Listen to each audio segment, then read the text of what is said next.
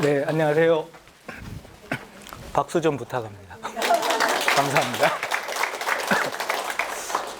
저는 안동에서 활동을 하고 있는 권두현이라고 합니다. 우선 저는 뭐 어디 가도 이런 얘기를 하기 전에 제 이야기를 먼저 합니다.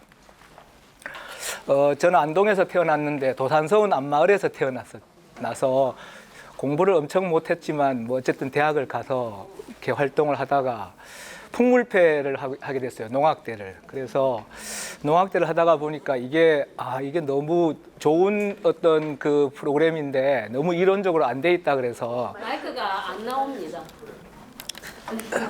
귀 기울여 드려 달라는 그런 뜻으로. 골라주십시오.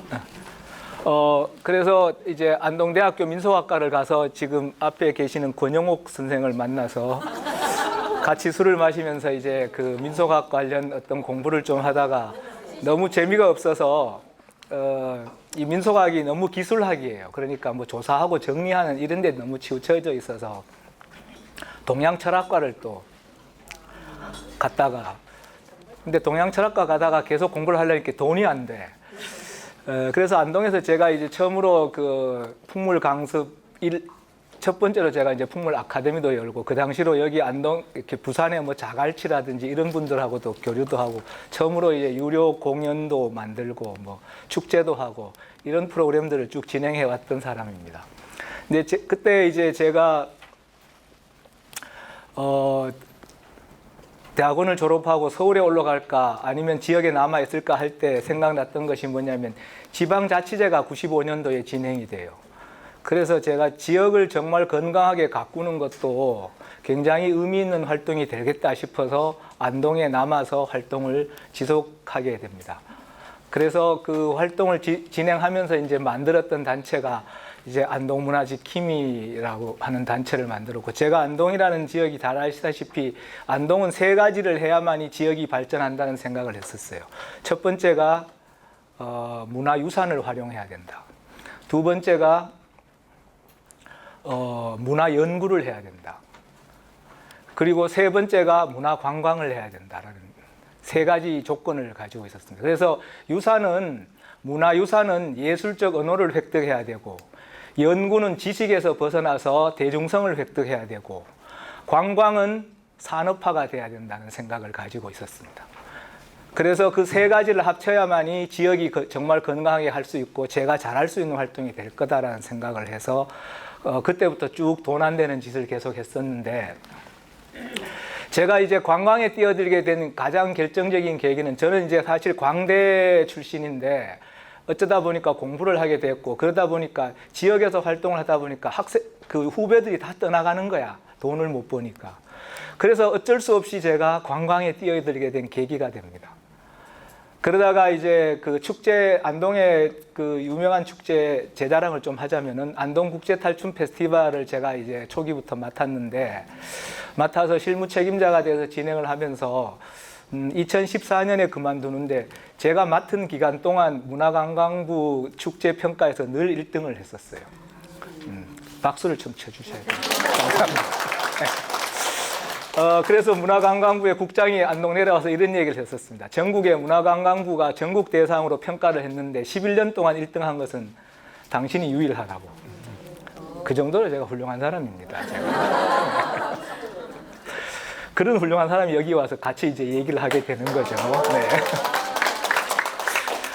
제가 이런 말씀을 좀 드리는 것은 우선 문화관광 해설사를 하시는 분들은 약간의 자기 철학이 있어야 된다. 그러면서 제가 그 안동대학교 지금 권영옥 선생이 졸업한 그 민속학과에 조교를 하게 됐어요. 조교를 하게 됐는데 그 당시에 그 조교를 하면서 제가 만든 게 그 문화관광 가이드 동아리를 만들었습니다. 교수님께 엄청나게 터졌습니다. 너는 대학원까지 나와서 가이드 한다고. 뭐 권영옥 선생 잘 아는 저 임재희 교수가 저 인대에 와가지고 학생들에게 관광 가이드 교육 시킨다고. 그래서 제가 이렇게 얘기했습니다. 앞으로 가이드가 안동을 먹여 살릴 거라고. 그래서 제가 탈춤 축제 하면서 처음으로 이제 안동시의 지원을 받아서 가이드단을 만들어서 지역 내에 지금은 세계유산이 됐지만 그때는 그냥 유산이었죠. 유산들을 가이드 교육을 시키면서 이제 제가 그 안동의 관광 가이드 1호가 됐습니다. 그리고 난 후에 3년이 지나니까 IMF가 터진 거죠. 지금부터 이제 문화관광 해설사에 대한 본격적인 얘기를 나누어 볼까 합니다. 그러고 난 후에 2001년에 이제 그 DJ 정부가 뭘 진행을 하냐면은 문화관광 해설사를 그 당시 초기에는 첫 번째는 문화유산 해설사였어요. 이게 문화재청으로 가느냐 문화관광부로 가느냐 논란이 많았는데 문화관광부가 당시에 문화유산 해설사가 관광 프로그램들을 해야 된다고 해서 문화관광부가 가져가 간 거예요. 그래서 문화유산 해설사 1기 교육을 시행을 합니다. 그래서 경상북도가 이제 저인데 연락이 왔었습니다. 그러면서 이제 교재를 만들고 프로그램을 만들었었죠. 근데 문제는 뭐냐면은 저는 지금 그 전국의 문화관광 그 이후에 문화관광 해설사 지금의 문화관광 해설사가 전국 협의회 만들고 조직 만들고 이런 거 굉장히 좋지 않게 봅니다. 왜냐하면은 문화유산 해설사를 만든 그 당시에 그 김대중 정부의 제도를 어디서 받아왔냐면 유럽의 향토 해설사 제도를 받아온 거거든요. 우리나라의 문화관광 해설사 제도는 문화관광 가이드도 아니고 그렇다고 해서 자원봉사에 입각한 지역 유산을 안내해주는 자원봉사도 아닌 거죠. 왜냐하면은 자원봉사를 할 것 같으면 돈을 안 받고 자기가 해야 되는데 그것도 아니고 실제로 정부에서 돈은 받고 있지만 그렇다고 해서 관광에 대한 책임이 있는 것도 아닌 거예요. 왜냐하면은 이 제도는 그 유럽의 제도인데 유럽은 어떻게 되어 있냐면 국가 관광 해설사가 있고 로컬 가이드라고 해서 로컬 관광 가이드가 있고 그리고 난 뒤에 향토 가이드가 있는 거예요.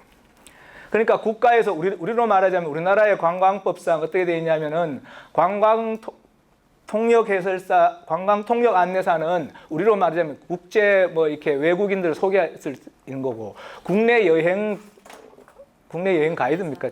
국내 여행 안내사가 가이드예요, 가이드. 이거는 이제 돈을 받고 할 수 있는 어떤 공식적인 그것을 가지고 있죠. 근데 문화관광 해설사는 이도 아니고 저도 아닌 거죠.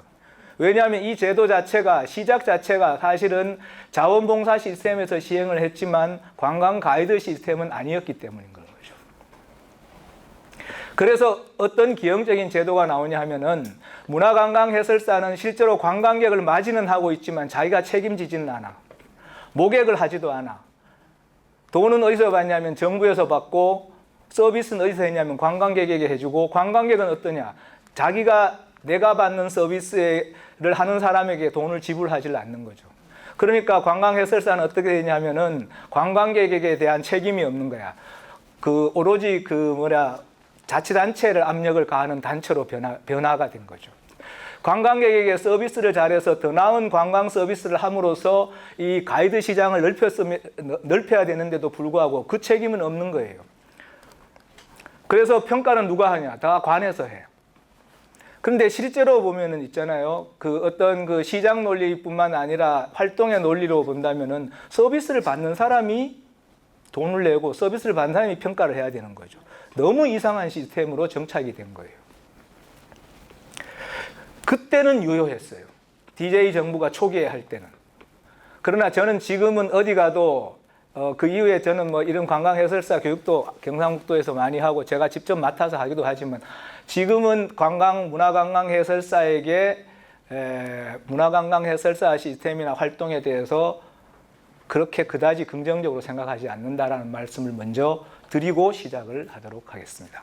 너무 제가 오자마자 이상한 얘기해서 좀 반응이 너무 시큰둥한데 우리가 가진 처지를 정확하게 파악해야만이 이 제도를 바꿀 수도 있고 내가 가진 활동에 대한 타당성도 확보할 수 있습니다. 예를 들어서 내가 어떤 활동을 통하는데 나를 평가해 주는 사람은 이상한 사람이고 내가 서비스해 주는 사람은 저 사람이라고 생각하면 절대로 발전할 수 있는 지향점이 없어지는 거죠. 나는 누구를 위해서 활동을 하죠? 부산 시민을 위해서, 부산시를 위해서, 부산을 찾아오는 관광객을 위해서 문화관광 해설사는 어떤 정체성을 갖고 있을까요? 저는 제가 안동시 문화관광 해설사 관리를 한 십몇 년 동안 해왔는데 실제로 이제 제가 축제하면서 안동에 지금은 문화재단이죠. 문화재단을 하면서 실제 안동에 관광해설사가 52명 정도가 있습니다. 그래서 그 당시에 제가 이걸 하면서 너무 이 제도가 처음에는 괜찮았는데 너무 아니어서 2008년에 제가 뭘 만들었냐 하면은 예약 시스템을 처음으로 만들었습니다. 제가 사무처장으로 있을 때 반발이 엄청나게 심해. 예약을 한다는 게 어떤 생각을 가지고 있었냐면 우선 두 가지가 있었는데 관광객 중에 고민하지 않고 해설을 받기 위해서 오는 사람들은 뭔가 자세가 달라. 그래서 제가 그 당시에 하회마을 도산서원 몇 가지 봉정사 몇 군데를 딱 잡아서 홈페이지를 만들었어요. 처음으로. 그리고 난 후에 거기에 처음으로 전국에서 처음으로 해설사 그 접수처를 만들었어요. 그러면서 컴퓨터를 넣었죠. 컴퓨터를 이제 안동병원에 후원을 받아가지고 다 집어넣고 난 후에 프로그램을 짜서 예약 시스템을 만들어서 홍보를 한 거죠. 그래서 어떤 A란 팀이 만약에 하회마을에 온다면 하회마을에 6월 10일 날 옵니다라고 하면은 그 시스템이 이렇게 위에 뜹니다. 그러면 밑에 해설사 시스템은 여러분들도 잘 아시다시피 한 달에 몇 번 이상 못 하니까 팀을 다 짠 거죠. 하회마을 팀, 도산서원 팀, 봉정사 팀 해서 5명을 고정으로 유지를 한다면은 5명 그 날짜별로 5명의 명단을 다 적는 거죠. 이렇게 30일 동안. 그리고 난 후에 6월 10일 날 누가 온다면 그 5명의 그날 근무하는 6월 10일 날 근무한 5명 중에 하나가 내가 이건 할게. 이런 식으로 해서 예약 시스템을 짠 거예요.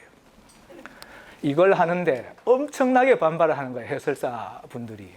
나는 왜 이분들이 반발을 하는지를 모르겠어.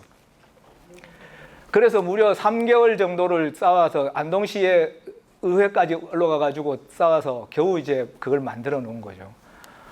그리고 난 후에 제가 나오고 난 후에 2014년에 문화관광해설사 뭐 프로그램 하는데 그게 그 상을 받았다는 거예요. 예약 시스템이.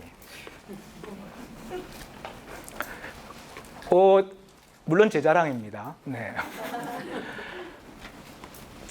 제가 말씀드리고 싶은 것은 뭐냐면은 문화관광 해설사들은 무엇을 위해서 해야 될 것인가에 대한 그 목표나 미션이 나와야만이 프로그램이 만들어질 수 있다는 거죠. 그래서 그 이후에 팀 시스템이 정착이 되고 예약 시스템이 정착이 된 거죠. 그 다음 시스템을 하다가 제가 나왔는데 다음부터는 접수를 받은 사람에게 명함을 받아서 애프터 서비스를 하라고. 그렇게 하다가 그것 가지고 또 갈등하다가 이제 제가 2014년에 그 재단을 나오게 됐는데 어쨌든 제가 먼저 말씀드리고 싶은 것은 오늘 제가 말씀드린 게 스토리지만은 스토리를 만들기 전에 정말 고민해야 될 것은 문화관광 해설사의 정체성입니다. 그리고 제가 문화관광 가이드 동아리를 그때 만들고 실제로 이제 그때 어떤 것이 있었냐면 그 당시에 92년인가 3년인가 그 우리나라의 가이드가 정말로 해설 가이드가 대중적인 폭발적인 어떤 그 인기를 끌게 된 것은 유홍준의 나의 문화유산 답사기입니다.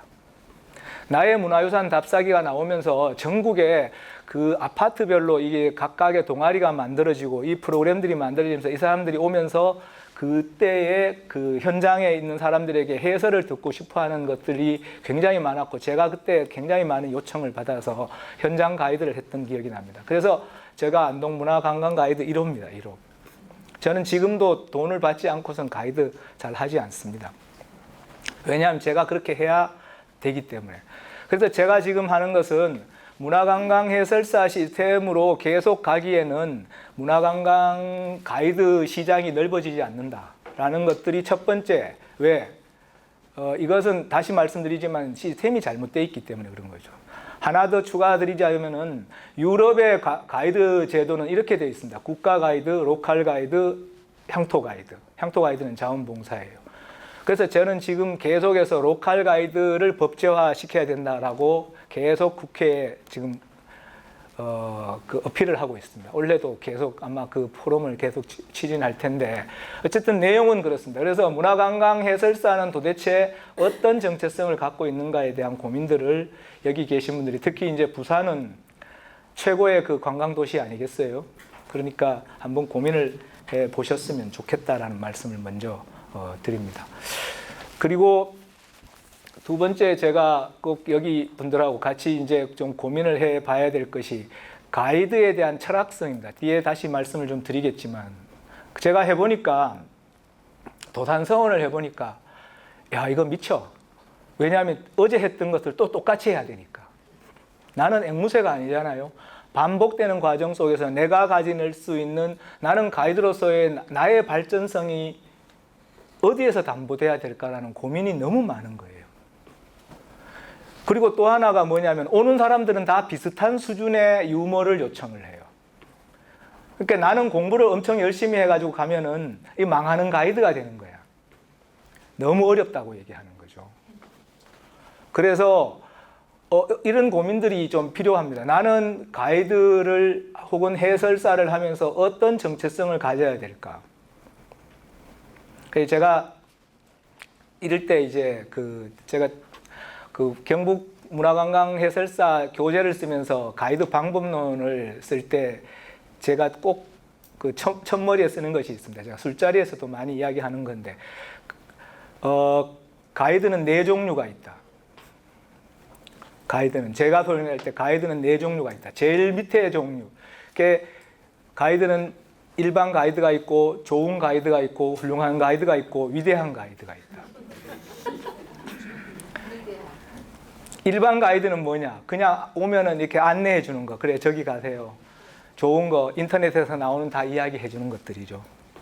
근데 여기에 이제 훌륭한 가이드는 뭐냐면은 자기의 경험을 여기에 이제 부과해서 공간을 만드는 거죠.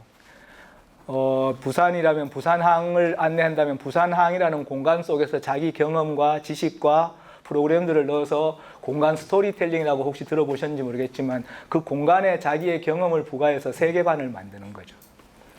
훌륭한 가이드는 뭐냐면은 여기에 자기의 철학을 넣는 거예요. 자기의 세계관을 부과하는 거죠. 지식을 넘어서는 세계관. 그게 뭔지는 모르겠어요. 그러나 어쨌든 세계관이나 철학을 넣어야 돼요. 위대한 가이드는 뭐냐? 관광객에게 어떤 씨앗을 심어주는 거죠. 예를 들어 이런 거예요.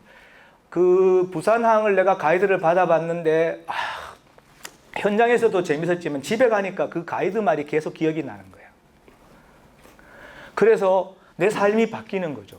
그래, 내가 그때 들었던 그 기억이 내 삶의 어떤 변화의 씨앗이 되는 거예요.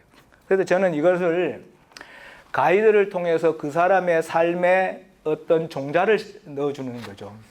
어떤 삶의 긍정적인 인식의 어떤 계기를 만들어주는 거죠. 저는 이런 사람들을 위대한 가이드라고 봅니다. 그래서 이렇게 저는 4분류로 늘 얘기를 합니다. 모두가 다 위대한 가이드가 되기를 좀 저는 바라고 싶고, 그래서 가이드라는 어떤 자기 철학성들을 가지고 동일한 공간이지만 내가 그들과 만나면서 그 사람들에게 어떤 긍정적인 선한 영향력을 줄 것인가에 대한 자기 철학성이 없으면 어떻게 되냐면 앵무새와 다를 바 없다 라는 말씀을 꼭 드리고 싶습니다. 그리고 마지막으로 제가 6시까지인데요. 다 하지 않을 겁니다. 저는 옛날에 안동대학교에 강의할 때도 제가 강의 오픈하면 5분 안에 만석이 됐었는데, 이유는 뭐냐 하면은 대학 강의의 꽃은 2가지죠. 휴강과 빨리 마치는 거죠. 네. 그래서 6시까지지만 5시 전에 마치도록 그렇게 하겠습니다. 또 다 피곤하고 그러니까 아까 보니까 다 나오셔서 다 피곤하다고 막 그 말씀이 입에 이렇게 물고 있어서 많이 말한다고 해서 좋은 것이 아닙니다. 그리고 좋은 가이드는 말을 많이 하지 않습니다. 역사적으로 보더라도 어떤 문학사적으로 본다면은 그 인류사를 보면 초기에는 그림의 시대였고 그 다음에는 시의 시대였고 그리고 소설의 시대였는데 지금은 카피의 시대입니다. 그래서 예를 들어서 OKSK 아주 쉽게 얘기하자면 이거 1억을 받았잖아요. 근데 소설 많이 쓴다고 해서 1억 받을 수 있나요? 그래서 정말로 위대한 가이드가 되려면 좋은 카피와 좋은 언어를 선택을 해야 됩니다. 그래서 말을 많이 하는 것은 인터넷보다 더 못한 거죠. 그건 인터넷 찾아보면 다 나와. 말을 많이 한다는 것은 자기의 지식적 기반을 가지고 사람을 대한다는 거거든요. 그것은 자기도 느끼지 못하는 것을 가지고 다른 사람을 대하는 거기 때문에 그런 방식은 좋지 않습니다. 가이드에게. 반드시 느낌 있는 이야기를 찾아야 되고 그 느낌 있는 이야기에 자기의 철학을 부과하는 것이 정말로 중요한 거죠. 그런 고민들을 여기 계신 분들에게 좀 심어드리고 싶고요. 그래서 보통 제가 저에게 주어진 것이 스토리텔링인데 이건 결론부터 말씀을 드리자면은 가이드에게 정말로 중요한 것은 스토리텔링이 맞지만 그것은 평균보다 좀 나은 정도의 수준입니다. 정말 훌륭한 가이드는 스토리텔링이 드러나지 않습니다. 감각적인 기능들이 그 사람들에게 다가가는 거죠. 그리고 그것은 역시 그 가이드가 가질 수 있는 경험적 감각들이 녹아나 있을 때 힘을 받을 수 있습니다. 그래서 이런 말이 있죠. 같은 말을 하더라도 저 사람이 하면 재미있어, 저 사람이 하면 재미없어. 이건 뭐냐면은 그 사람이 그 감각에 녹아나 있지 않기 때문에 그런 거죠. 그래서 여기 계신 분들이 스토리텔링을 전제하지만 그것이 지식적으로 마치 소설 배치하듯이 이렇게 가는 건 정말 좋지 않습니다. 이건 뭐 먼저 말씀을 좀 드리고 이야기를 전개하겠습니다. 그리고 얘기하기 전에 마지막으로 드리고 싶은 말씀은 제가 제 이야기를 하기 전에 저는 제 가이드 이야기하면서 제주도 이야기를 많이 듭니다. 제주도는 저는 제주도의 관광이 한 3단계에서 4단계의 어떤 그 과정을 거쳐왔다고 봐요. 제가 축제를 하거나 이렇게 문화적인 발전을 할 때는 늘 어떤 고민이 있냐면은 이렇게 올라가지 않고 계단식으로 이렇게 올라갑니다. 그러니까 물이 99도로 올라갔다가 갑자기 승화되듯이 어느 순간에 왔다가 이렇게 올라가는 거죠. 어느 순간에 올라왔다 이렇게 올라갑니다. 모든 문화나 삶의 어떤 변화도 그렇습니다. 그래서 이렇게 올라가지 않는다. 그래서 제주도의 관광도 역시 이 계단식으로 올라가는데 그 변화의 결절점이 있었다는 그 변화의 결절점. 저는 제가 논문 쓸 때 이런 단어를 문화의 임계점이라고 봅니다. 문화의 임계점. 제가 쓰는 단어인데 축제도 그렇고 문화도 그렇고 자기의 삶도 그렇고 이렇게 가다가 어느 순간에 딱 이렇게 올라가는 거죠. 이게 제주도 관광을 제가 이런 어떤 말하자면 문화의 임계점을 따진다면 저는 처음에 제주도 관광은 우리나라가 산업화되면서 섬으로 해서 경관 관광이 시작이 됐다고 봐요. 이때까지는 뭐 자연스러운 거겠죠. 섬이고 바나나도 있었으니까. 그리고 난 후에 두 번째 관광의 어떤 변화를 저는 가이드가 가져왔다고 봅니다. 제가 그 가이드 교육 때문에 2005년인가 6년인가 제주도의 가이드 협회에서 저를 이제 불러서 가이드 방법론에 대한 얘기를 좀 해달라고 해서 갔는데 깜짝 놀랐습니다. 제주도는 현재 가이드 협회가 그 국제관광 가이드 협회가 있고 국내 관광 가이드 협회, 소위 말하여 그렇게 두 개가 있는데 지금 한 1,500명 이상이 거기에 가입이 되어 있습니다. 그때는 900명 정도가 있었다는 거예요.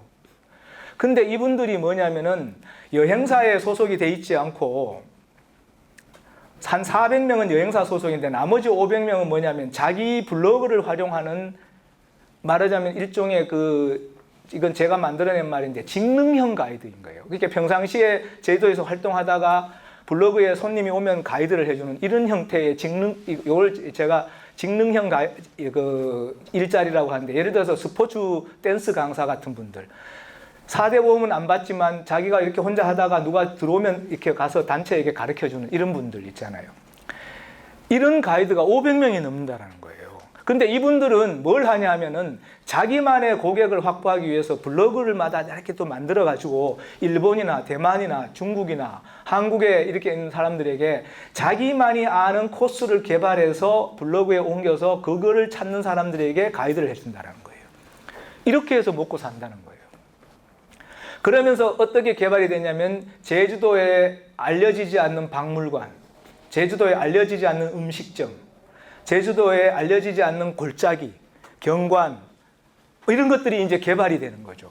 그 속에서. 그러면서 이 사람들이 제주도를 새롭게 만든 거예요. 그러니까 맨날 가던 용두암 천지연 폭포를 가지 않고 이제는 맛있는 어떤 그 칼치집을 간다든지 그 예쁜 작지만 카페를 간다든지 박물관을 가면서 제주도의 곳곳이 말하자면 송곳처럼 섬세하게 바뀌어지는 거죠. 저는 현장에서 제가 강의를 그때 했지만 엄청나게 많이 배웠어요. 아, 가이드가 지역을 이렇게 바꿀 수가 있구나. 그래서 저는 그때부터 로컬 가이드 반드시 해야 되겠다. 로컬 가이드법을.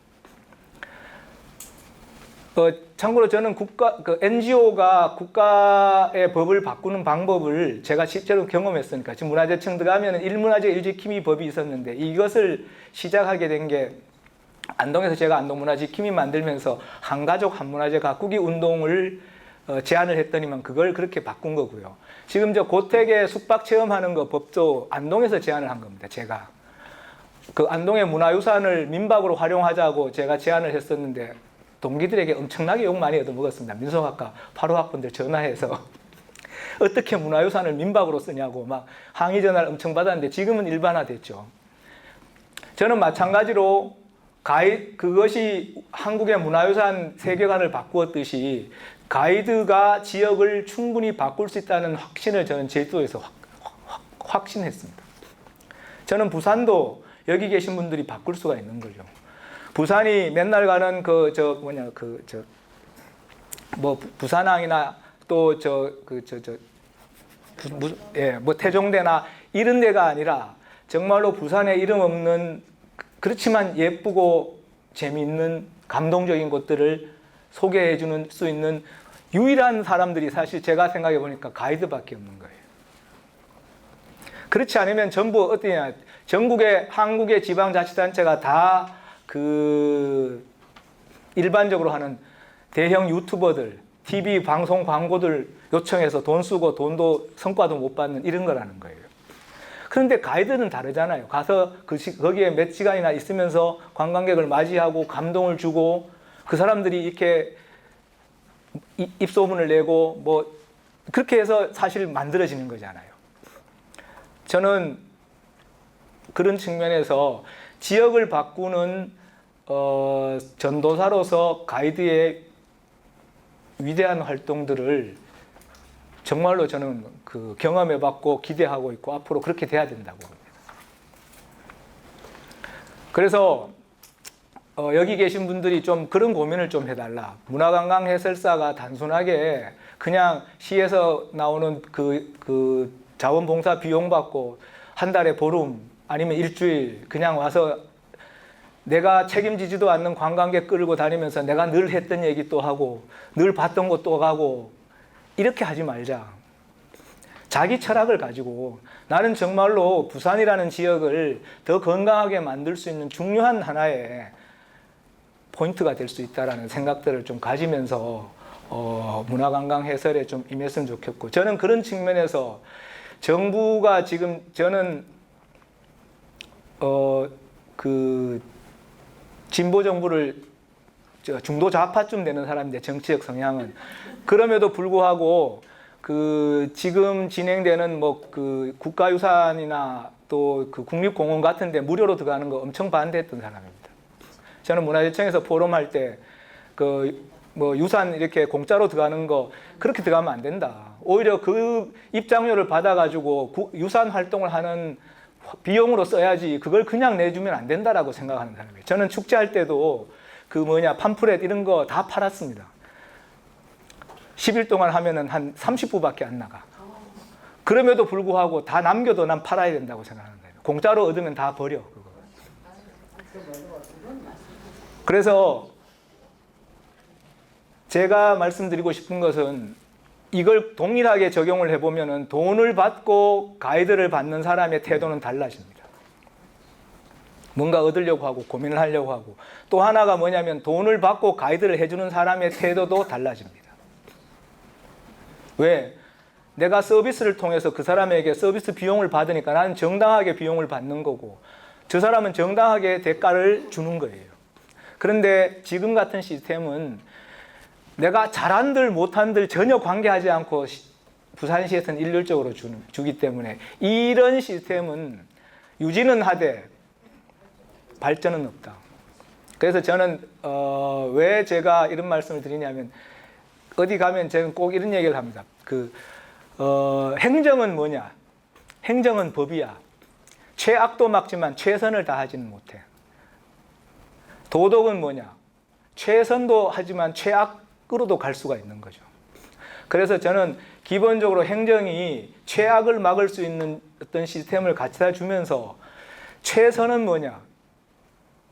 민간의 전문성들이 시장에서 그 인정을 받는 거라고 봅니다. 그런 측면에서 여기에서 문화관광해설사가 더 나은 가치를 정말로 제공하기 위해서는 뭘 해야 될 것인가를 정말로 진지하게 고민을 한번 해주시고, 그런 측면에서 아까 여기 주최하시는 초록배낭에서 어떤 부산과 관련된 다양한 가이드 시스템을 여행사와 결합하는 방식들, 전 절대 나쁘지 않다고 봅니다. 제가 제주도 사례에서도 그렇지만 저는 안동에서도 지금 안동에 관광 가이드 했던 과거에 했던 저하고 같이 했던 활동했던 사람들이 지금 안동의 문화 활동 곳곳에 지금 스며들어서 활동을 다 담당하고 있거든요. 그래서 그런 어떤 선봉에 부산에 계시는 관광 해설하시는 분들이 자리매김을 했으면 좋겠다는 말씀을 좀 드리고 싶습니다. 이런 훌륭한 말을 해준 저에게 박수를 다시 감사합니다. 여기까지가 제가 문화관광 해설사와 관련돼서 제가 이제 같이 활동을 했기 때문에 제가 느낀 바를 좀 나누고 싶고요. 저하고 의견이 다르게 또 생각하시는 분도 있을 수 있습니다. 그러니까 그런 말씀을 좀 드렸다는 말씀을 드리고요. 지금 34분인데요. 잠깐만 좀 쉬었다가 5분만 쉬었다가 아니다 10분 쉬었다가 하겠습니다. 35분이니까 45분에 다시 뵙도록 하겠습니다. 네, 안녕하세요. 빨리 마치기 위해서 말을 좀 빨리 하도록 하겠습니다. 일단 제가 해설하신 분들에게 제일 첫 번째로 말씀드리는 게 관광객은 학생이 아니라는 거예요. 제가 지금은 이제 활동들을 다 정리를 하고 제가 재미와 느낌 연구소라고 해서 좀 개인 연구소를 하나 지금 올해부터 만들어서 지금 하고 있는데, 그 중에 하나가 2001년에 제가 그 당시에 문화유산 해설사 교재를 쓰려고 하다 보니까 가이드와 관련된 이론에 대해서 나온 책이 있는가 해서 찾아보니까 가이드와 관련된 책이 한 권도 없는 거예요. 그래서 그때 이제 제가 앞에 약식 논문을 쓰면서 이제 몇 가지를 관광 가이드론에 대한 얘기를 좀 할 건데, 한 20년 지나서 지금 그런 고민들 하고 있습니다. 작은 책을 하나 내야 되겠다. 근데 그 사이에 문화관광 해설사론, 해설사 방법론 이런 책들이 꽤 많이 나왔는데 거의 관광학과 교수들이 써서 유사한 내용들이 많이 나왔습니다. 그런데 이제 제가 여기 계신 분들에게 한번 여쭤보고 싶은데, 현장 유산 해설에 대한 것들이 언제부터 시작이 됐을까요? 가이드라는 용어가. 가이드가 시작된, 가이드의 용어의 시작. 가이드하고 해설사는 다 틀리죠. 어떻게 다르죠? 해설사는 어떤 특정한 해설지에 머무르면서 손님들이 해설 요청을 할 때 해주는 사람이 해설사고, 가이드는 말 그대로 여행사든 요즘 여러 가지 플랫폼 많으니까 손님들을 실제로 가이딩하는 거죠. 시간일 수도 있고 하루가 될 수도 있고 반나절이 될 수도 있고 여러 군데를 손님들하고 같이 다니는 거죠. 그래서 손님들의 안전이라든지 좀 유사한 부분이긴 한데, 해설사는 어떤 특정 지역에 머물러 있다라는 거고, 가이드는 말 그대로 여행객을 대상으로 한 서비스를 한다는 거하고, 가이드하고 해설사는 좀 그냥 바뀌어야 될 것 같은데요. 제가 부연 설명하겠는데요. 네. 그럼 가이드는 일단 국가 자격증을 가지고 있는 사람이에요. 우리 해설사와 가이드는 법령이 다르거든요. 이것은 일단 국가가 정해주는 자격증을 가지고 자기 사업으로서 하는 것이고, 그 사람이 하다 보면 이제 여행사에 소속을 해서 하는 그런 업이고요. 하나의 업이고요. 이 문화해설사라는 봉사라는 것을 개념으로 바탕에 두고 하는 그것이기 때문에 가이드와 우리 국가 자격증을 가지고 있는 가이드와 문화해설사는 저는 틀린다고 봅니다. 그리고 또 한 가지 네. 점은 문화해설사는 지정된 장소에서 찾아오는 손님만 그 곳을 안내하는 반면에 가이드는 관광객의 전 일정을 하루 같으면 하루 일정을 풀로 같이 동행을 하면서 완전히 진행을 하고 그 다음에 마무리까지 하는 그게 또 다른 점이고 그렇습니다. 동의하세요? 동의하고 실제 그렇습니다. 네. 뭐 저도 동의합니다. 근데 그래서 뭔 차이가 있죠? 해설하는 거하고 가이드하고 뭔 차이가 있죠? 돈을 받는 액수가? 네. 그 소속, 그 문화해설사라고 하는 것은 지정한 소속에서 우리가 네. 주는 것이에요. 네. 가이드라고 하는 것은 자기 사업체이기 때문에 자기가 모든 걸 핸들링 할 수도 있고 아니면 여행사에 소속된 그 여행사에서 월급 나갈 수도 있고 그렇죠. 그래서 제가 말씀드리는 게 문화유산 해설사가 만들어진 것은 제도에 의해서 만들어진 거죠. 그래서 이것은 어떤 정체성이 없어요. 그 제도가 끝나면 끝나는 거예요. 그래서 제가 유산 해설사가 만들어진 배경을 말씀을 드리는 거예요. 그리고 이 제도를 받아온 게 유럽의 향토유산 해설사인데 이분들은 철저하게 봉사 시스템이에요. 이분들은 돈을 받지 않습니다. 근데 우리나라는 왜 그때 돈을 줬냐 하면은 그 당시에 그 군청이나 시청에서 일을 하면 일비를 줬거든요. 그 일비 제도를 그대로 적용을 한 거죠. 일자리 창출하고 좀 연관돼가. 그렇죠. 예, 처음에는 일자리 창출 그 당시에 그런 시스템하고 연계돼 가서 진행을 했었고 그래서 일비를 준 거예요. 제가 말씀드리는 것은 그래서 그 첫 번째 해설하시는 분들은 어떤 고민이 있냐면 그래서 제가 첫 번째로 이 이야기를 했는데 자꾸 뭔가를 가르쳐 주려고 해요. 이거 굉장히 위험하다는 거예요. 그러니까 어떻게 되냐면은 지금 처음에 해설사 제도가 왔을 때는 당시에 엄청나게 인기를 많이 끌었었어요. 관광 안동에나 또 뭐 부산이나 서울에 갔을 때 이런 어떤 프로그램들이 진행이 됐을 때 굉장한 인기를 끌었었죠. 근데 지금은 정말로 그렇게 인기를 끌고 있을까요? 오히려 불만이 더 많아요. 실제로 보면은 저는 이걸 나중에 한번 정리를 한번 해볼 생각인데 그 유산이나 관광지의 해설이 시작된 것에 대한 첫 번째 예약 시스템의 이론은 서울에 있는 한국의 재발견에서 궁궐을 해설하면서 시작이 돼요. 이게 98년인가 7년인가 그래요. 물론 이 제도를 보다 먼저 하게 된 것은 그 문화유산 그 답사회가 만들어지면서 진행이 됐지만 어쨌든 공간 해설을 처음 시도한 그 정형적으로 시도한 것은 그쪽이라는 거예요. 그래서 이것들을 이렇게 해서 IMF 때 어쨌든 일자리 시스템과 이렇게 여러 가지 제도를 만들어서 이렇게 진행을 했었는데 저는 그래서 해설사라는 시스템들이 굉장히 모호하다고 보는 거예요. 이분들은 어떤 고민 속에서 이런 어떤 지역을 해설해야 될까? 이런 내용을 드려요. 그래서 해설사 분들이 가장 많이 하는 실수가 뭐냐면은 자기가 아는 걸 자꾸 주입하려고 해요. 이거 굉장히 위험하다는 거예요. 그래서 제가 말씀드리는 것은 해설사는 강사가 아니라는 거예요. 그러니까 자기의 지식을 자꾸 이야기하려고 해요. 그러면 관광객들은 처음에는 어떨지 모르겠지만 지금 스마트폰 다 있고 휴대폰만 보면 다 지식이 나와 있는데 이걸 가지고 처음에는 스마트폰이 없었을 때는 이게 괜찮았어요. 지식적인 내용도 그렇고. 근데 실제로 지금 보면 우리나라 모든 문화관광지의 그 지식은 일반화되어 있는 거죠. 일반화. 그래서 제가 드리는 첫 번째 명제는 스토리텔링을 어차피 모든 사실 해설사분들은 자기만의 스토리텔링을 가지고 있어요. 사람들을 대하면 처음에는 뭘 해야 되고 이게 하나의 글처럼 돼 있지는 않지만 자기 나름대로는 다 경력이 어느 정도 있고 또 교육을 통해서 자기 시스템들을 갖고 있는 거죠. 그런데 가장 위험한 그 교착점이 뭐냐면은 내가 아는 바를 자꾸 강의하려고 하는 거죠. 그래서 제가 드리는 첫 번째 문제 제기는 관광객은 학생이 아니고 해설사는 강사가 아니라는 거예요. 여기에서 시작이 돼야만이 제가 볼 때는 그 문화관광지에 자기만의 철학을 가진 스토리가 구성이 될 수 있다라는 것들을 말씀을 드리는 거예요.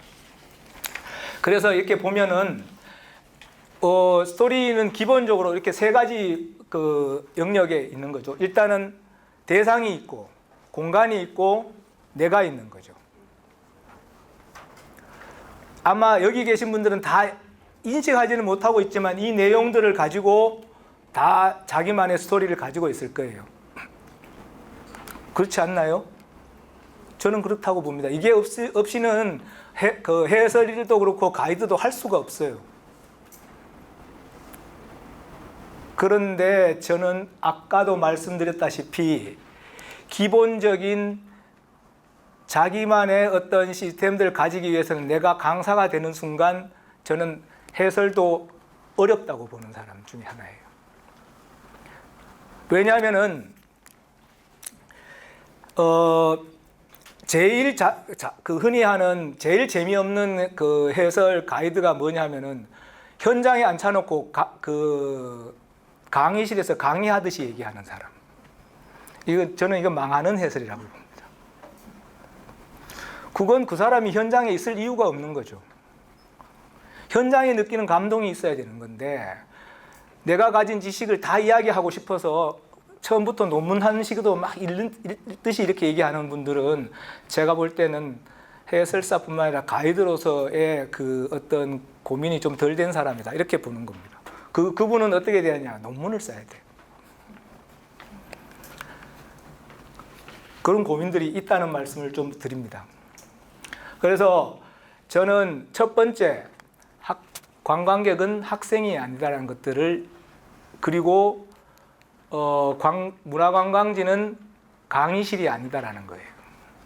그러면 뭘 제공해 줘야 될 것인가? 저는 이것이 이 문제에 봉착해서 고민을 해야만이 나만의 스토리텔링이 나온다고 봐요.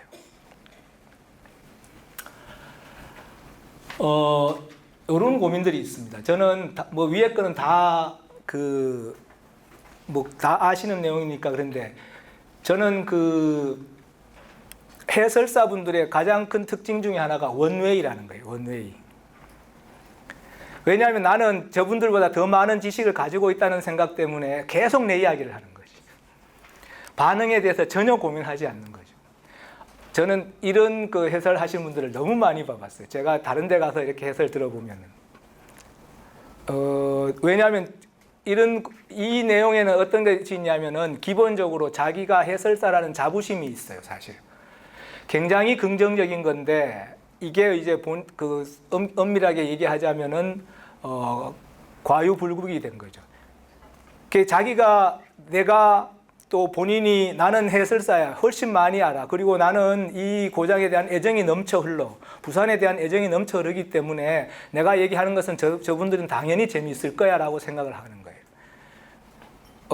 굉장히 위험한 발상이라는 말씀을 드리고 싶은 거예요. 두 번째가 뭐냐면은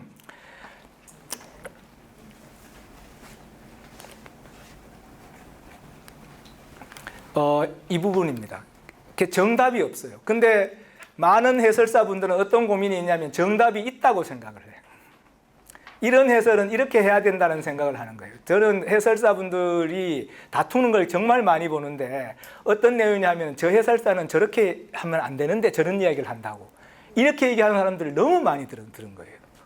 그러면 어떻게 되냐면 처음에는 이게 괜찮은데 서로 나중엔 감정적인 문제까지 막 벌어지는 거죠. 그런데 실제로 저는 해설 가이드는 정답이 없다고 보는 사람이에요. 왜냐하면 그거는 강의가 아니고 논문이 아니니까. 그리고 관광 온 사람들은 강의 들으려고 오지 않고 알려고 오지 않아요. 그냥 재미있으려고 오는 거죠. 그러니까 어떻게 되냐면 해설하시는 분들은 자기가 정답이 있다고 생각하는 그 순간 자기 그거의 기본은 제가 볼 때는 긍정적인 것은 자부심이고 부정적인 것은 자기만의 어떤 세계에 갇혀 있는 거죠, 사실은. 그래서 이걸 정말로 고민하셔야 된다. 해설은 정답이 없다. 왜? 관광의 현장은 강의실이 아니니까. 그래서 강의실은 지식을 전달해 주지만은 현장은 재미를 전달해 줘야 되고, 강의실은 논리를 제공해 주지만은 현장은 감동을 전달해 줘야 된다는 거죠. 그래서 감동을 주거나 재미가 없는 해설이나 가이드는 제가 볼 때는 그렇게 높은 평점을 주고 싶지 않다라는 말씀을 꼭 드리고 싶습니다. 그래서 저는 재미와 감동을 주기 위해서 몇 가지 제가 현장에서 느낀 것들을 말씀을 좀 드리자면, 첫 번째, 어떤 해설, 어떤 가이드가 재밌냐 하면 제가 생각할 때는 제일 첫 번째로 생각드는 포인트가 아는 것을 확인시켜 주는 거예요. 이 공감하시는 분들도 있고 안 하시는 분들도 있을 것 같은데, 실제로 관광객들은 예를 들어서 태종대를 오면 태종대를 어느 정도 알기 때문에 태종대를 가는 거예요. 그래서 어느 정도 얘기를 해. 자기가 그걸 알기 때문에 태종대를 가지, 전혀 모르고 태종대를 가지는 않아요. 그런데 해설사들이 자기가 조금 아는 것을 더 많이 알게 해서 막 확인시켜주면, 자기가 이미 태종대에 간다고, 내가 이제 가족이 있으면 내 아들인데, 야, 태종대 가면 뭐도 있고 해서 가는데, 해설사가 그 이야기를 더 재밌게 해주는 거죠. 그러면 이렇게 뿌듯하게 생각하는 거죠. 봐, 내가 한 얘기가 맞지. 이렇게 생각을 하는 거죠. 그래서 아는 것을 확인시켜주지 않는 해설사 가이드는 제 판단으로는 좋은 점수를 주기가 어렵다. 왜냐하면 관광객들은 있죠. 다시 말씀드리지만은 지식을 배우려고 오지 않아요. 내가 가진 감동, 내가 가진 것들을 확인하고, 내가 그곳에 가서 내가 일상생활에서 느끼지 못하는 어떤 뭔가를 획득하기 위해서 가는 건데, 자꾸 뭘 이야기하냐면은 내가 모르는 걸 자꾸 알려줘. 야, 니 그거 몰라. 그러면서 계속 이렇게 하면 나중에 어떻게 생각하면 내가 무슨 지적을 받으려고 여기 온 같은 느낌이 받는 거죠. 그래서 제가 생각하는 가이드의 첫 번째 요건은 관광객들의 아니면 내가 대응하는 외지인들의 어떤 상황을 맞춰서 아는 것을 제일 재미있게 약간 더 추가해서 확인시켜 주는 것. 이거 굉장히 중요합니다. 자기 모르는 얘기에 대해서 자꾸 이야기하면 나중에는 너무 답답해. 그냥 도망가. 막. 왜? 나는 학생이 아니니까. 나는 여기에 배우러 온 사람이 아니야. 두 번째가 뭐냐면은 제가 생각할 때 좋은 그 해설과 가이드의 두 번째는 현장에서만 느낄 수 있는 뭔가가 있어야 돼요. 이거를 살리지 못하면 저는 아까 누가 한 곳에서 해설을 해준다고 생각하는데, 이것을 살리지 못하면 그런 장점도 없다라는 거예요. 그거는 그냥 집에서 인터넷 찾아보는 게 낫지. 현장에서 무엇을 제공해 줘야 될 것인가에 대한 것이 스토리텔링의 가장 기본이 되어야 된다는 거죠. 혹시 여기 계신 분들은 다 어떤 것들을 담당할 때 자기만의 그런 포인트가 있어요. 나는 태종대에서는 뭘, 부산역에서는 뭘 해줘야지, 이런 생각들을 다 갖고 있어요. 그런데 그 뭔가가 재미가 없다면은 이거 고민되는 거예요. 이게 더군다나 그게 지적, 논리적 설득을 전제로 하면 이건 망하는 거예요. 그러니까 관광객들이 제일 어려워하는 것이 뭐냐면은 자기가 설득당하는 거죠. 자기는 재밌으려고 왔는데 저 사람은 자꾸 나를 설득하려고 하는 거예요. 그런데 많은 해설사분들이 뭘 하냐면 현장에서 그걸 자꾸 설득하려고 해요. 이거는 이겁니다 라고. 이런 순간 관광객들은 어떤 고민이 있냐면은 또 설득당했다는 생각 때문에 힘들어해요.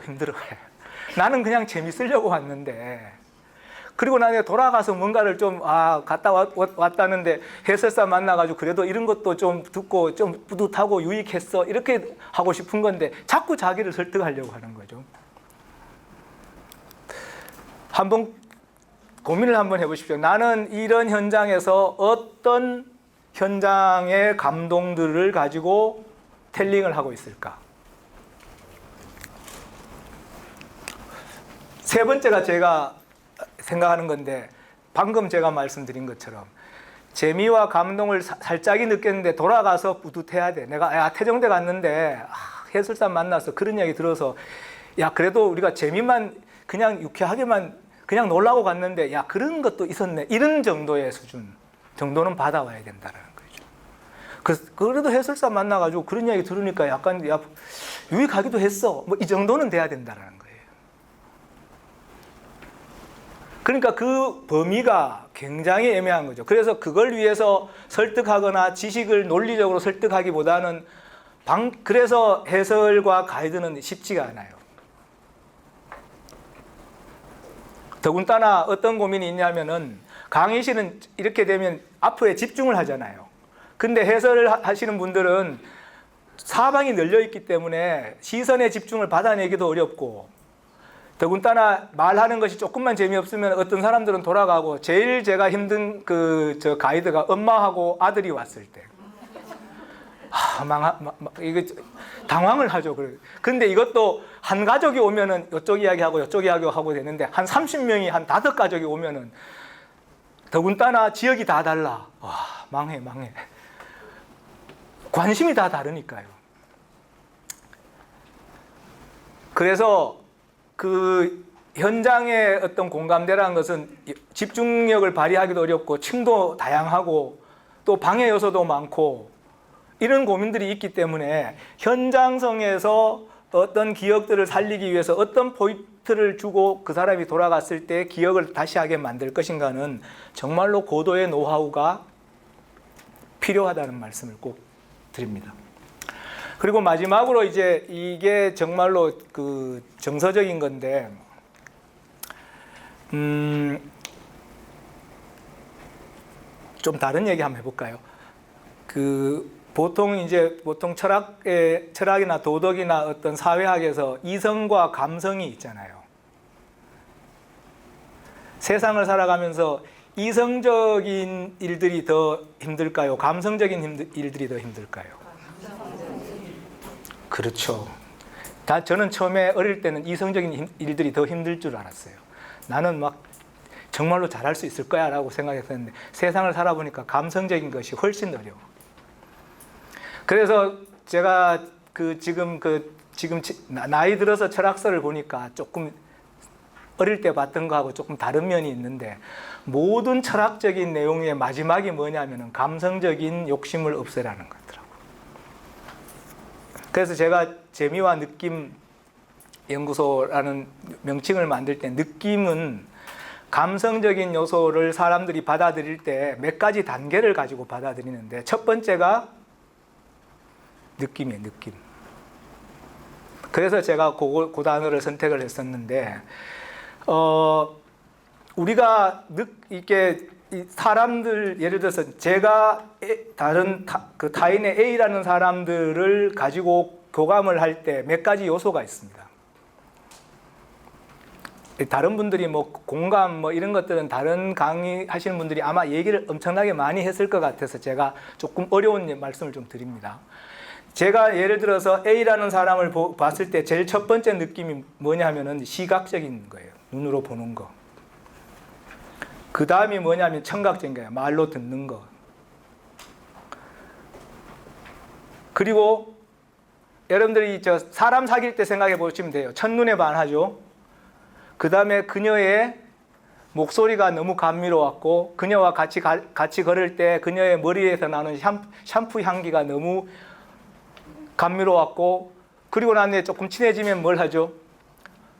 같이 밥 먹잖아요. 그리고 난 뒤에 뭘 하죠? 그리고 난 뒤에 같이 이제 신체적 접촉을 하는 거죠. 인간도 마찬가지. 모든 인간은 다 여기에 감각이 규정이 된 거예요. 첫눈에 반했다가 그녀와 대화를 나누고 그녀와 같이 걸으면서 그녀의 향기에 취하고 그리고 같이 밥 먹고 그리고 손을 잡는 거죠. 그러니까 인간의 대상 감각의 시각, 청각, 후각, 미각, 촉각을 가지고 대응을 하다가 그 다음에 그것들에 대한 감흥들을 받는 거예요. 그러면 관광 해설을 하거나 가이드를 할 때 제일 중요한 게 뭘까요? 첫인상이죠, 첫인상. 그래서 첫인상인데 첫인상을 내고 그 다음 단어를 선택하는 것이 굉장히 중요하죠. 인사법. 저는 가이드 교육할 때 제일 먼저 뭘 하냐면은 제가 경상북도 가이드 교육하면은 제일 먼저 레크레이션부터 먼저 가르쳐요. 자기소개법. 이런 것들. 이거 굉장히 중요합니다. 그래서 공감대의 첫 번째는 그 사람이 옷을 잘 입어서 중요하지 않아요. 그 사람에 맞는 옷을 입어야 되는 거죠. 그래서 저는 깨끗하게 입으라는 얘기를 잘 하지 않습니다. 왜냐하면 자기의 그 개성이 있기 때문에 자기는 정말 그 재밌고 개구적인 그 해설이나 가이드로 사람을 대할 거야. 그럼 거기에 맞는 옷을 입어야 되죠. 나는 정말로 정중하고 단아한 어떤 가이드를 하거나 해설을 할 거야 하면 거기에 맞는 옷을, 거기에 맞는 스피치를 해야 되고 거기에 맞는 단어를 선택을 해야 되는 거죠. 공감이라는 것은 결국 감성적인 문제라는 거예요. 지식의 문제가 아니라는 거죠. 혹시 레크레이션 보니까 있는 것 같은데 제가 처음에 그 문화관광 동아리 만들어서 가이드 동아리 만들었을 때 전부 뭘 했냐면 그 레크레이션 강의 다 들으러 갔어요. 자격증도 받으라고. 저는 지식보다 훨씬 중요한 게 레크레이션이라고 봅니다. 그리고 반드시 제가 이런 얘기를 반드시 하는데 가이드 할 때 반드시 노래 한 곡씩 그 끼우라고. 예를 들어 태종대면 태종대와 관련된 노래. 자기가 못하면 들려주라고. 오륙도 동백섬이 하면 오륙도 동백섬에 관련된 노래를 자기가 하든지 들려주든지 방식을 찾아야 된다. 방식을. 그래서 그 제가 소통이라는 말은 그 사람이 나를 느끼지만 나도 그 사람을 느낌을 가지기 때문에 대응을 할 수 있는 감성적 공감대가 돼야 된다는 거예요. 이거 안 되면은 집중력을 발휘하기가 굉장히 어렵습니다.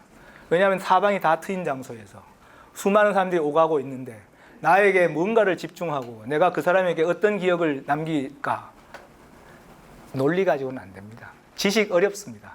다 인터넷 다 찾아봐. 지금 아마 해설하시는 분들 이런 경험 많이 가졌을 거예요. 뭔 해설하다가 약간 자기가 들어봐서 저거 이상한데 그럼 다 찾아봐. 스마트폰. 그 스마트폰과 우리가 싸워서 못 이깁니다. 그러면 뭘 적용해 줘야 될까? 저는 그것이 스토리텔링의 기법에 정말 중요하다고 봅니다. 그래서 제가 첫 번째로 드리는 말씀은 아는 것을 확인해 줘야 돼요.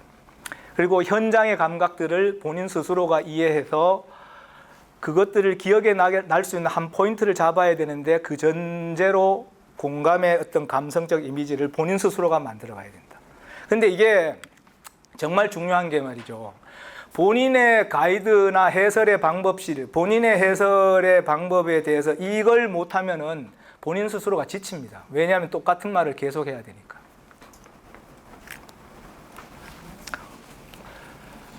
그래서 지금까지 말씀드린 내용들을 설명해 주는 겁니다. 그래서 저는 재미있는 해설이라는 것은 관광객이 재밌어야 돼요.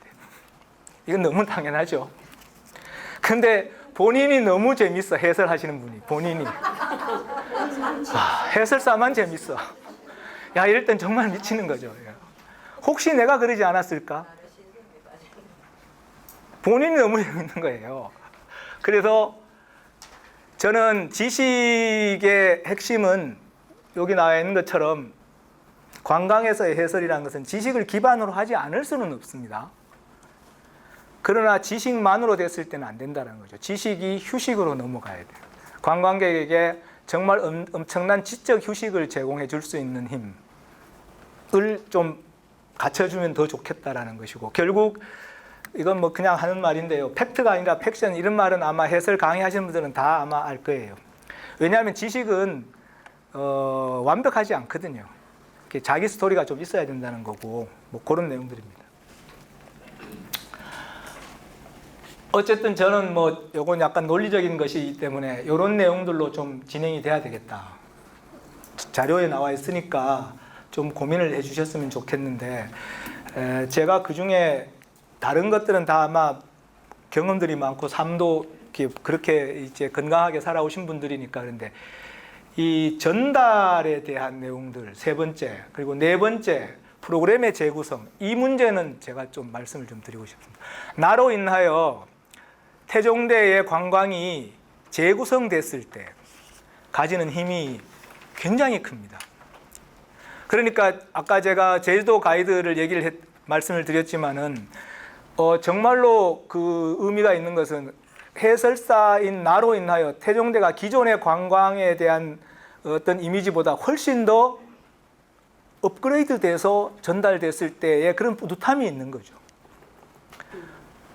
저는 그게 결국 해설사가 가지는 자부심이 돼야 되지 않을까 싶습니다. 내가 이렇게 지식이 정말 많아, 태종대에 대한 지식이 엄청나게 많아, 너들보다 많으니까 내가 얘기해주는 이런 어떤 그 자부심이 아니라 나로 인하여 부산이나 태종대가 훨씬 더 나은 관광지가 되는 것이 정말로 저는 해설사의 자부심이 돼야 되지 않을까 생각됩니다. 저는 그런 어떤 고민 속에서 스토리텔링이나 해설사의 활동들이 만들어지면은 정말 힘을 받을 거라고 봅니다. 혹시 그런 고민들을 해보셨나요? 내가 하는 해설에 대한 그 문화유산이나 관광지가 나로 인하여 더 업그레이드 됐어. 다른 사람이 봤을 때 이걸로 해서 훨씬 더 나아지는 어떤 관광지가 되었어. 부산의 가치를 높였어. 새로운 어떤 부산의 이미지를 만들었어. 저는 궁극적으로 그런 분들이 정말 위대한 가이드라고 봅니다. 그런 고민들을 꼭 한번 해보셨으면 좋겠고, 그래서 본인들이 지금 진행하는 그런 그 해설 프로그램들을 재구성해서 업그레이드 시킬 수 있는 방법들을 꼭 한번 찾아봤으면 좋겠다 라는 그런 목표의식 속에서 좀 스토리텔링이 됐으면 좋겠다라는 거죠. 그래서 그런 고민 속에서 요거는 그냥 강사니까 할 수 없이 만든 거니까요. 네. 그렇게 이제 생각을 해주셨으면 좋겠습니다. 어쨌든 지식 없이는 하기가 어렵다.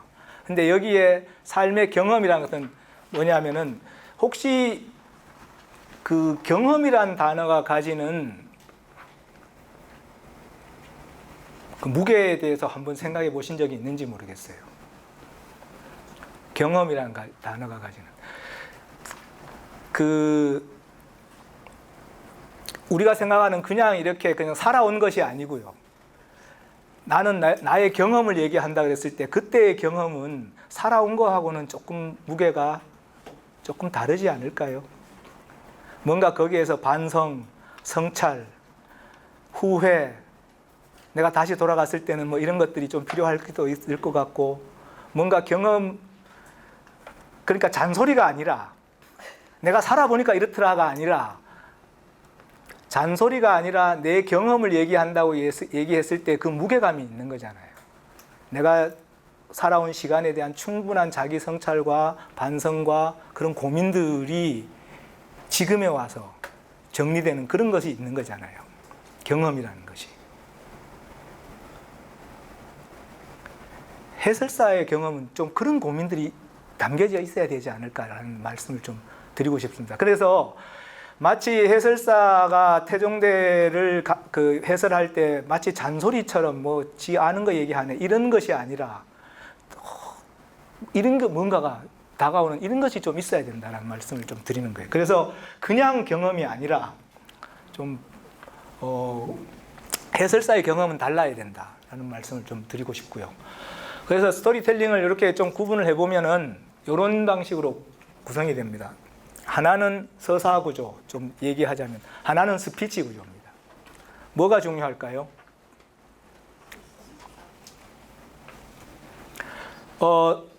우리나라 말로 하면 그렇습니다. 우리나라 말로 하면 서사 구조, 그러니까 이야기 구조고, 하나는 말하기 구조인데, 스토리텔링이라는 것은 이야기를 말하는 거죠. 이야기를 말하는 겁니다. 아주 쉽게. 그런데 이야기 구조가 중요할까요? 말하기 구조가 중요할까요?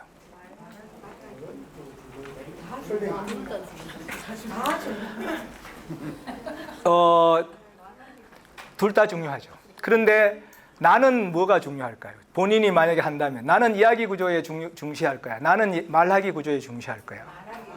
네, 본인들이 판단을 하십시오. 판단을 하셔서 하시면 됩니다. 그런데 그 어떤 것도 제가 볼 때는 본인이 선택해서 해야 된다는 거죠. 본인이. 자기의 장점을 살려야지 단점을 극복하려고 하지 말고, 요 말씀을 드리고 싶어서 그런 겁니다. 나는 말하는데 재밌게 해. 그럼 말하기를 살려야 돼요. 나는 근데 조곤조곤 이야기를 잘해. 그럼 이야기를 살려야 되는 거죠. 그러니까 해설의 기본은 본인이 가진 삶의 경험들을 고민해보고 본인이 가진 장점을 살려서 그 사람과 공감하는 거예요. 그 강의에서 배웠다고 해서 나는 저거 정말 감동적이야. 이 차도에 숨겨 저런 거 정말 지식으로 해. 정말 감동적. 그 이야기 하잖아요. 망해. 재미 하나도 없어. 본인이 가지는 강점을 살려라. 본인이. 나는 이야기 구조에 침입을 한다면 그 이야기 구조에 집어넣고 나는 말하기에 더 강점이 있다고 생각하면 말을 재밌게 하시라는 거예요. 거기에서 시작해야지 그 두 가지를 다 막 나는 이렇게 해서 막 논리 구조를 만들고 이렇게 하시지 말라는 거예요. 근데 말하기를 잘 하시는 분이 말하기 연습을 하다 보면 스토리 구조는 자연스럽게 만들어지게 돼 있어요. 이야기 구조를 잘 구성하다 보면 말하기는 자연스럽게 살아나게 돼 있거든요. 그래서 두 가지를 좀 더 고민해서 본인이 본인의 장점을 살려서 구성을 하시라는 말씀을 좀 드립니다. 나머지는 책자 보시고요. 어쨌든 스토리 텔링, 스토리 플러스 그다음 현장, 이 문제는 너무 중요합니다. 아까도 말씀드렸다시피 내가 나의 해설을 통해서 현장이 한 번 더 업그레이드 될 수 있는 시스템을 가져야 되는데 여기에서 한 가지 포인트. 아까도 말씀드렸다시피 강의실이 아니라 현장이라는 거예요. 현장. 그럼 이 현장을 어떻게 살려야 될까요? 이걸 이제 우리가 그 학술적으로는 최근에 가장 많이 쓰이는데 공간 스토리텔링이라고 합니다. 공간 스토리텔링. 공간 스토리텔링은 아주 쉽게 말씀드리자면 걸어가면서 내가 해설을 하는 과정에서 이 걸어가는 공간 자체가 하나의 서사 구조로 형성이 되어서 가는 구조를 얘기합니다. 이게 가장 많이 쓰이는 데가 전시라는 게 그런 거잖아요. 이렇게 내가 걸어가면서 전시를 보면서 하나의 테마를 가지고 돌아오고 나오면 뭔가 기억에 남는 그런 것들인 거죠. 그 다음에 축제장도 역시 사실 공간 스토리텔링이 굉장히 필요한데 우리나라 축제 감독하시는 분들은 이런 거에 고민을 잘 하지 않죠.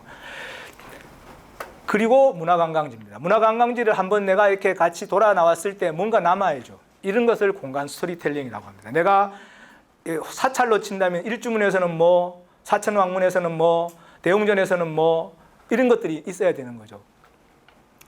이것들을 이제 공간 스토리텔링이라고 하는데 그래서 저는 그냥 쉽게 이야기합니다. 현장이 살아나는 스토리가 있어야 된다.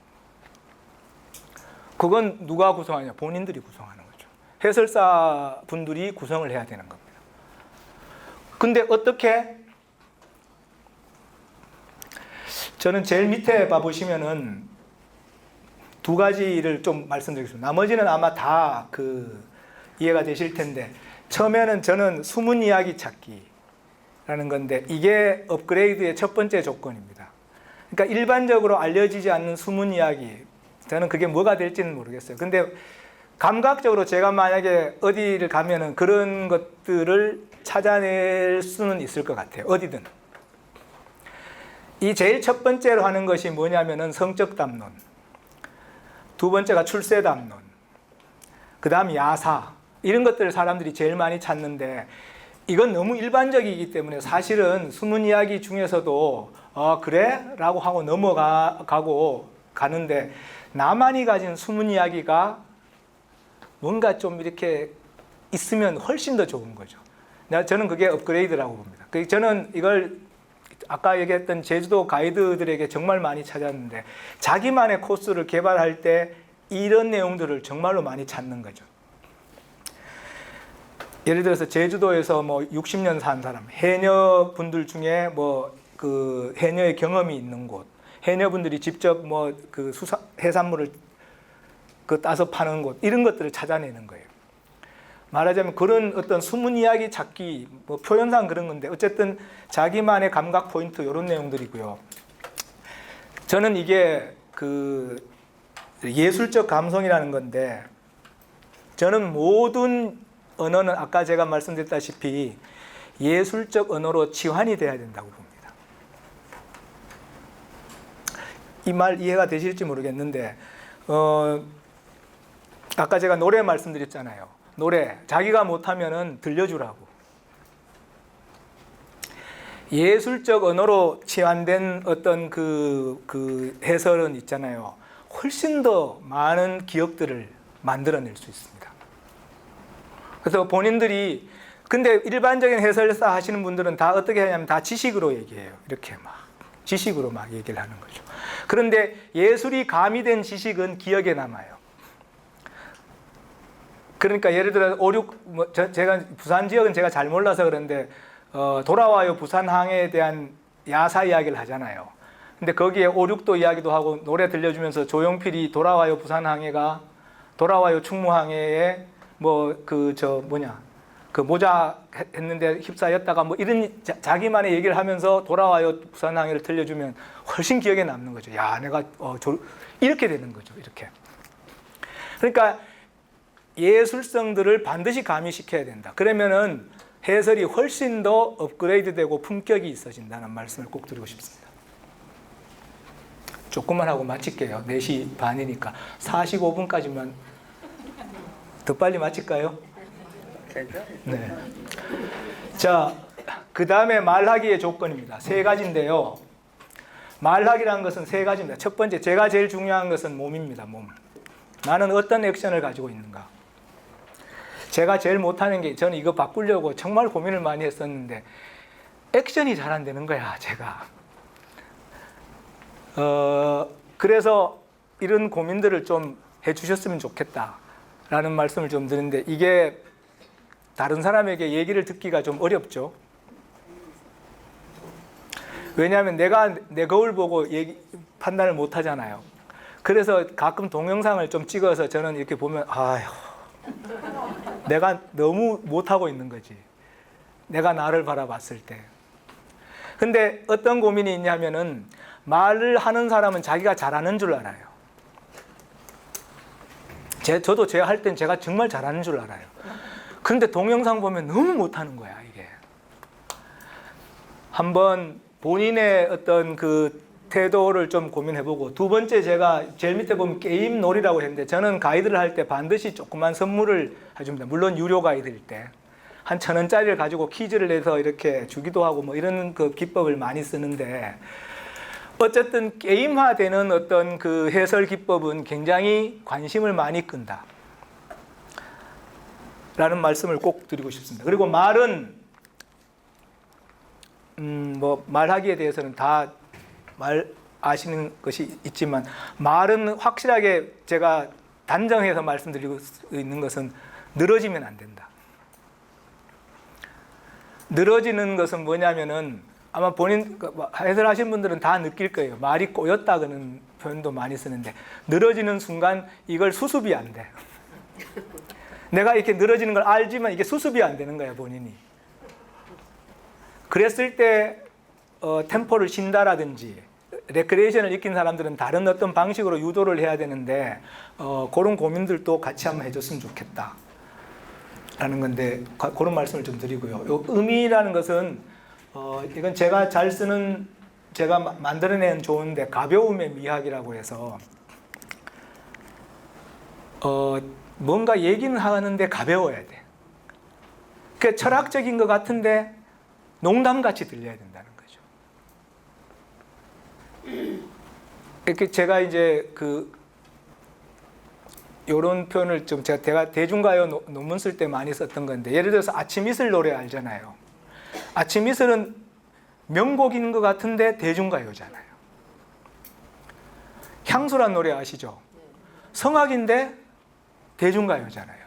그래서 저는 그 해설의 그 방식을 제가 이제 안동에서 고가음악회라는 것을 처음으로 이제 99년도에 만들어서 고민도 나중에 말씀을 한번 드리겠습니다. 했었는데 제가 했던 것은 이런 고민입니다. 전국 노래자랑 아시죠? 프로그램 중에 전국 노래자랑이 있고 열린 음악회 있죠. 열린 음악회란 프로그램이 있잖아요. 그런데 두 개 다 재미있잖아요. 근데 저는 해설이라면은 열린 음악회에 재미를 줘야 된다고 생각하는 사람이에요. 이런 것이 가벼움의 미학이라는 거죠. 그러니까 품격은 있으되 대중들과 멀어지지 않는 거리. 그런데 밤에 하는 클래식의 향연 이런 건 잠오잖아요. 이건 아니잖아. 이거는 클래식만 40분 틀어주는 건 아니잖아. 그런데 열린 음악회는 클래시컬 하면서도 대중과 멀어지지 않고 대중의 호응을 받는 거죠. 근데 그렇다고 해서 우리가 전국 노래자랑처럼 갈 수는 없잖아. 무슨 말인지 이해가 되세요? 그래서 저는 이런 정도의 수준을 가벼움의 미학이라고 표현을 합니다. 품격이 있으되 대중과 멀어지지 않는 거리를 유지하는 것. 그래서 그런 해설 기법들을 본인들 스스로가 좀 개발했으면 좋겠다라는 말씀을 꼭 드리고 싶습니다.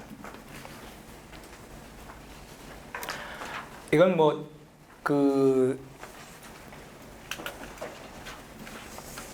이건 좀 참고를 해주셨으면 좋겠습니다. 제가 이거는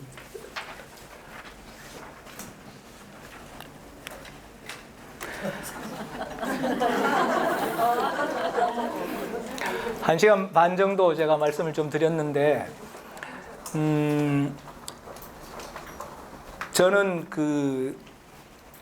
제가 활동을 했던 안동 지역에서도 마찬가지지만 저는 해설사 하면은 부산 지역의 문화의 전사라고 봅니다. 왜냐하면 부산 지역을 오는 사람들을 최일선에서 맞이하는 사람들이 해설사 분들이기 때문에 그런 거죠. 그래서 첫 번째 인상을 해설사 분들이 주는 거죠. 그런 측면에서 저는 굉장히 중요하다고 봅니다. 그래서 저는 가이드 지금 고민들을 많이 하고 있지만 저는 가이드를 직업군이기도 하지만 굉장히 이미지를 주는데 굉장히 의미 있는 직업군이라고 생각하는 사람 중에 한 명입니다. 그래서 단순하게 어떤 해설사라는 하나의 자원봉사 시스템에 매몰될 것이 아니라 다른 자원봉사들은 뭐냐면 그 행위를 해서 혜택 받는 사람이 분명하지만은 행위 자체가 하나의 가치를 생산하지만 해설사는 행위 자체가 가치를 생산하지 않습니다. 좋은 가치도 생산할 수 있고 나쁜 가치도 생산할 수 있는 거죠. 그러니까 예를 들어서 쓰레기를 줍는 행위는 쓰레기를 줍는 행위 자체가 가치를 생산하는 행위인 거죠. 그러나 해설사는 해설을 하는 자체가 가치를 생산하는 행위가 아니라는 거죠. 왜냐하면 좋은 인상도 줄 수 있고 나쁜 인상도 줄 수 있기 때문에 그렇습니다. 그래서 저는 해설사 분들이나 문화관광 가이드 하시는 분들은 자기의 이미지에 대해서 굉장히 좀 긍정적인 관리를 할 필요가 있는 분들이라고 생각합니다. 자기만의 고집이나 자기만의 생각들도 중요하지만 못지않게 교감하고 공감하는 과정들도 굉장히 의미가 있어야 된다고 보는 겁니다. 그래서 저는 스토리텔링과 관련된 내용들을 사실 정리를 말씀을 드렸지만 스토리텔링을 이렇게 하면 좋습니다. 저렇게 하면 좋습니다. 이렇게 말씀을 드리고 싶지는 않습니다. 그건 왜냐하면 그건 여기 계신 분들의 본인들의 과제니까요. 그러나 분명한 것은 내가 만드는 나의 스토리텔링이 관광객들에게 평가를 나쁘게 말하자면 긍정적으로 말하자면은 이미지를 그분들에게 제공해주고 있다는 것들을 생각하면은 결코 가볍게 생각하셔는 안 될 것 같다는 생각을 반드시 그 말씀을 꼭 드리고 싶습니다. 그래서 좀 더 진중하게 그러나 재미있고 또 나도 유쾌하고 본인 나를 만나는 사람들도 유쾌할 수 있는 방법들을 좀 찾고 그러면서 그 테마가 부산에 대한 이미지를 업그레이드 할 수 있는 것. 제가 아까도 말씀드렸지만 나로 인하여 부산의 문화관광이 재구성되거나 업그레이드 되거나 다시 위상이 높아질 수 있는 그런 어떤 고민들이 시작됐으면 좋겠다는 말씀을 꼭 좀 드리고 싶으면서 이 정도로 마치도록 하겠습니다. 감사합니다.